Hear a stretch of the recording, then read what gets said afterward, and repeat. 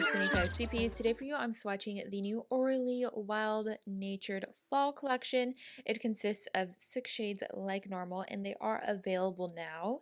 And I think this is a really fun mix for fall because it's not necessarily traditional, yet it all still makes sense. So I'm really excited to be swatching these for you. The first shade we're taking a look at is called Blue Tango. And I also want to note that all of the polishes in this collection are cream, I would say. Some of them have a little bit of a different feel to them though, which we'll go over at this like swatching stage. So as you guys can see, that first coat went out really nice, but it did have a little bit of like a jelly-like feel. But in 2 coats, it did reach full coverage right away. Looks absolutely lovely. It doesn't smell like a blue polish too, if that makes sense. The next shade is called In Full Plume, and this is like a really nice kind of dusty teal shade. It has a really good formula, like a really good cream formula, and on that first coat, if you were like really short on time, you'd probably be okay. But I did go ahead and do a second coat. Next up is a Wild Willow, and this is like your mossy green shade. This one also has a really nice creamy formula and is really close to being full coverage on the first coat, but this one did need a second coat to fully like make it an even color, I would say, and covered perfectly in 2. Then the next shade is called Lion's Ear.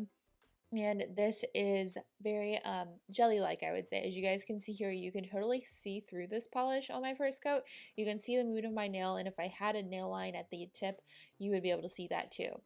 But it did still cover really nicely in 2 coats. Depending on how thick or how thin you do your coats, you might need a third because I could still see my moon very faintly in 2 coats.